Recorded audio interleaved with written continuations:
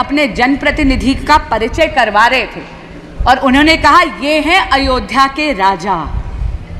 अध्यक्ष जी, ये विपक्ष की राजसी मानसिकता को परिलक्षित करता है। हमारे तो राजा राम हैं, धर्म हमारा काम है, जपते तो हम माँ भारती का नाम है, इसीलिए तो नरेंद्र मोदी के सामने फेल, बाकी सारे तमाम हैं। गठबंधन ऐसा प्रदर्शित करता है जैसे कि नारायणी सेना इनके पाले में खड़ी है। पर अध्यक्ष जी, इतना जरूर कहूंगी, कृष्ण तो कर्म के कायल हैं, इसलिए उनका आशीर्वाद तो नरेंद्र मोदी जैसे कर्मयोगी पर पुनः बरसा है कि वो विपक्ष जिसने आपातकाल लगाने का अधर्म करा, वो विपक्ष जिसने भारत के संविधान को गला घोटने का अधर्म करा, जिसने इस देश के लोकतंत्र की हत्या करने का अधर्म करा, वो विपक्ष जिसके गठबंधन के सदस्य आज भी दिल्ली में एक कॉन्स्टिट्यूशनल क्राइसिस क्रिएट करते हैं क्योंकि वो अपनी जिद पे अड़े हुए हैं कि वो अपनी सरकार जेल से चलाएंगे। आदरणीय अध्यक्ष जी, मैं माननीय अनुराग ठाकुर जी द्वारा प्रस्तुत राष्ट्रपति अभिभाषण पर धन्यवाद प्रस्ताव का समर्थन करने के लिए आपके समक्ष उपस्थित हुई। अध्यक्ष जी, मैं आपका और अपनी पार्टी का धन्यवाद करती हूं कि इतने महत्वपूर्ण मुद्दे पर मुझे अपना मत रखने का अवसर मिला है। अध्यक्ष जी, ये राष्ट्रपति अभिभाषण ऐतिहासिक है। इसमें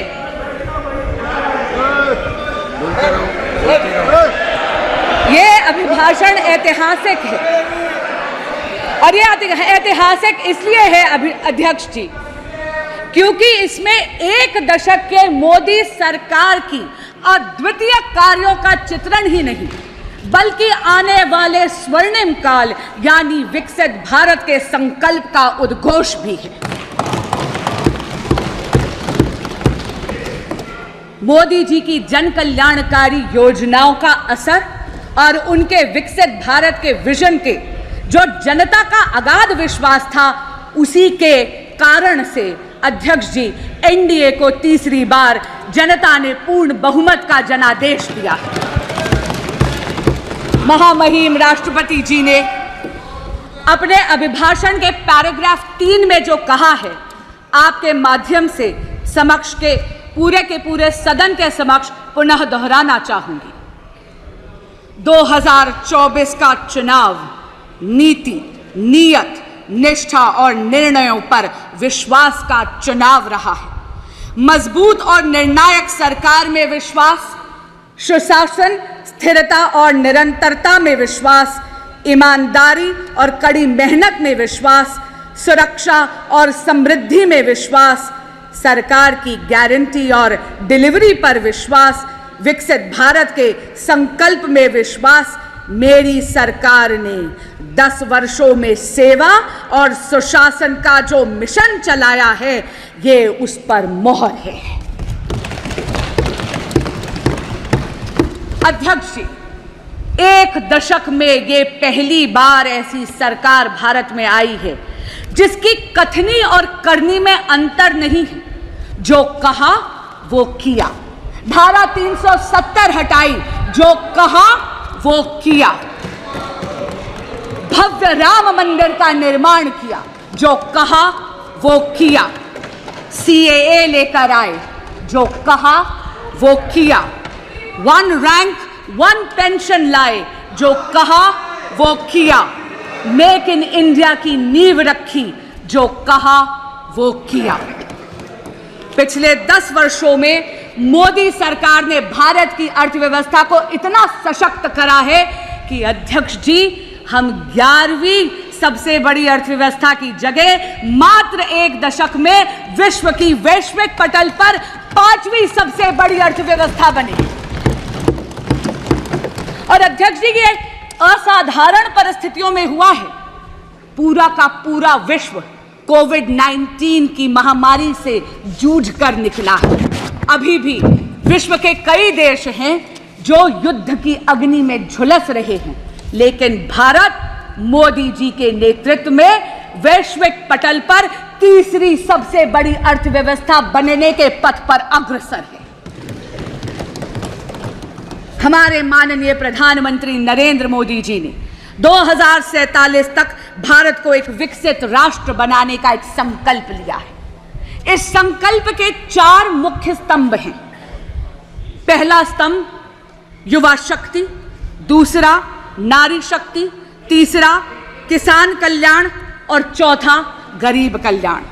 अध्यक्ष जी, यदि आप युवा शक्ति की बात करते हैं तो किसी भी प्रकार का अवसर यदि आप भारत की युवा शक्ति के समक्ष प्रस्तुत करते हैं तो उस अवसर का लाभ लेने के लिए युवा शक्ति चूकती नहीं है। शिक्षा के पर्याप्त अवसर हुए, इसके लिए मोदी सरकार ने एक दशक में 7 नए IITs, 16 नए ट्रिपल IITs, 7 नए IIMs, 15 AIIMS hospitals, 315 medical colleges और 390 नए विश्वविद्यालय स्थापित करे हैं। स्टैंड अप इंडिया और स्टार्टअप इंडिया की अगर हम बात करें तो इन 2 योजनाओं के कारण अध्यक्ष जी, देश का युवा जॉब सीकर की जगह जॉब क्रिएटर बना है। इस जॉब क्रिएशन से वेल्थ क्रिएशन की तरफ वो अग्रसर है।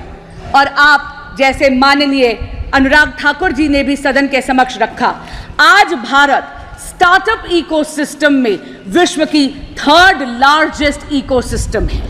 लेकिन मोदी सरकार अलग है। अध्यक्ष जी, केवल नीति निर्माण ही नहीं करती, केवल योजनाएं ही नहीं बनाती, केवल उन योजनाओं का लाभ जन जन तक नहीं पहुंचाती, लेकिन वो लाभ सुनिश्चित हो, लास्ट माइल डिलीवरी हो, उसके लिए विकसित भारत संकल्प यात्रा भी निकालती है। अध्यक्ष जी, मोदी की गारंटी की गाड़ी आपके दरवाजे आती है, जनता के दरवाजे आती है। सभी सरकारी योजनाएं एक ही छत के नीचे है। आपको आधार कार्ड बनाना है, काउंटर वही है। पीएम स्वनिधि चाहिए, काउंटर वही है। आपको उज्ज्वला गैस कनेक्शन चाहिए, काउंटर वही है। गुड गवर्नेंस के साथ साथ accessibility to that good governance Modi सरकार सुनिश्चित करती है। एक अच्छी सरकार जो आए आपके द्वार। अध्यक्ष जी, सरकारें आईं और सरकारें गईं। गरीबी हटाओ केवल एक चुनावी जुमला बनकर रह गया था, लेकिन यशस्वी प्रधानमंत्री नरेंद्र मोदी जी ने सुनिश्चित करा 25 करोड़ लोगों को मल्टी डिमेंशनल गरीबी की रेखा से उभार। आज का दिन एक बहुत ही महत्वपूर्ण दिन है। अध्यक्ष जी, मैं स्वयं एक वकील हूं और खुद अपने व्यक्तिगत अनुभव से कहती हूं कि आज का दिन 1 जुलाई हम वकीलों की फ्रेटर्निटी में उत्साह का माहौल लाने वाली है, क्योंकि 1 जुलाई से भारत में भारतीय न्याय संहिता लागू हो रही है।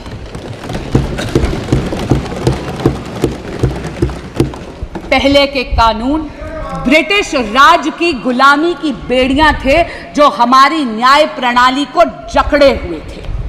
पहली बार भारत में एक ऐसी दंड प्रणाली आ रही है जिसका ध्येय न्याय होगा। क्योंकि अध्यक्ष जी, जब कोई ऐसा कानून विलायती हुकूमत बनाती है तो उसका उद्देश्य न्याय नहीं होता, उसका उद्देश्य दमन होता है, क्योंकि वो चाहती है कि उसके हुकूमत बरकरार रहे। लेकिन पहली बार देश में भारतीय दंड प्रणाली आएगी जिसका ध्येय न्याय होगा, न्याय को प्राथमिकता देगी। और हमारे यहाँ कहते हैं justice delayed is justice denied. ये वो क्रिमिनल सिस्टम होगा लॉज का जो एक एक्सपीडियंसी लाएगी, एक तेजी लाएगी भारत के क्रिमिनल जस्टिस सिस्टम में। कम्युनिटी पेनल्टी पहली बार भारत में इंट्रोड्यूस हो रही है। इसका मतलब है at the heart of these laws is not only deterrence of law and punishment but also a sense of reformation. इन सभी ट्रांसफॉर्मेटिव, फ्यूचरिस्टिक, पाथ ब्रेकिंग कारणों के कारण ही भारत ने एनडीए की सरकार को तीसरी बार पूरा बहुमत दिया है। पर अध्यक्ष जी, विपक्षी गठबंधन ऐसा प्रदर्शित करता है जैसे कि नारायणी सेना इनके पाले में खड़ी है। पर अध्यक्ष जी, इतना जरूर कहूंगी, कृष्ण तो कर्म के कायल हैं, इसलिए उनका आशीर्वाद तो नरेंद्र मोदी जैसे कर्मयोगी पर पुनः बरसा है। विपक्ष चाहे यह दिखाने का प्रयास करे कि स्वयं अक्षोहिणी सेना उनके पास है। अध्यक्ष जी, बहुत चौंकाने वाली बात है कि वो विपक्ष जिसने आपातकाल लगाने का अधर्म करा, वो विपक्ष जिसने भारत के संविधान को गला घोटने का अधर्म करा, जिसने इस देश के लोकतंत्र की हत्या करने का अधर्म करा, वो विपक्ष जिसके गठबंधन के सदस्य आज भी दिल्ली में एक कॉन्स्टिट्यूशनल क्राइसिस क्रिएट करते हैं, क्योंकि वो अपनी जिद पे अड़े हुए हैं कि वो अपनी सरकार जेल से चलाएंगे। क्यों? क्योंकि वो सत्ता के मोह में मदमस्त हैं और दिल्ली उनके इस मोह से त्रस्त है। अध्यक्ष जी, बड़ी अजीब बात है, दिल्ली आज पानी के लिए तरस रही थी, एक बारिश हो गई तो पानी से त्रस्त हो गई। लेकिन ऐसा लगता है कि विपक्षी गठबंधन में या आम आदमी पार्टी में एक आपातकाल और एक अकाल पड़ा हुआ है कॉम्पिटेंस का और टैलेंट का, और इसीलिए माननीय मुख्यमंत्री अरविंद केजरीवाल जी मुख्यमंत्री की सीट को जकड़ कर बैठे हैं। मैं पूछना चाहती हूं, ऐसा विपक्ष जो पॉलिसी पैरालिसिस का अधर्म करता है, जो लैक ऑफ गवर्नेंस का अधर्म करता है, वो धर्म की बात कर कर इस सदन में कैसे आड़े आ सकता है जब ये सदन इमरजेंसी की रेजोल्यूशन पास करना चाहता है, इस इमरजेंसी का खंडन करते हुए। अध्यक्ष जी, मुझे एक प्रसंग याद आता है। महाभारत में युधिष्ठिर को जब अकर्मण्यता ग्रसित कर गई तो वो पितामह भीष्म के पास गए। पितामह भीष्म ने युधिष्ठिर जी को सुशासन के कई सूत्र दिए, लेकिन एक मूल मंत्र भी दिया, और वो मूल मंत्र था यतो धर्मस्य ततः कृष्णो, यतः कृष्णस्य ततो धर्मः। जहां धर्म है वहां कृष्ण है, जहां कृष्ण है वहां विजय है। अध्यक्ष जी, धर्म तो नरेंद्र मोदी जी के ही पाले में खड़ा है। लोकतंत्र में मतदाता देवतुल्य होता है। 6 दशक में तीसरी बार लोकतंत्र में भारत के देवतुल्य मतदाता ने विजय श्री का आशीर्वाद एनडीए की सरकार को नरेंद्र मोदी जी के नेतृत्व में दिया है। कुछ दिन पहले मैंने टीवी पे देखा, विपक्ष के एक बहुत ही बड़े नेता मीडिया के बंधुओं से अयोध्या धाम से जीते हुए अपने जनप्रतिनिधि का परिचय करवा रहे थे, और उन्होंने कहा ये हैं अयोध्या के राजा। अध्यक्ष जी, ये विपक्ष की राजसी मानसिकता को परिलक्षित करता है। अध्यक्ष जी, हम तो सत्ता पक्ष में होकर भी सेवा परमो धर्मो वाले, राष्ट्र सर्वोपरि वाले हैं। हमारे तो यशस्वी प्रधानमंत्री भी अपने आप को देश का प्रधान सेवक कहते हैं। अध्यक्ष जी, हमारे तो राजा राम हैं, धर्म हमारा काम है, जपते तो हम मां भारती का नाम है, इसीलिए तो नरेंद्र मोदी के सामने फेल बाकी सारे तमाम हैं।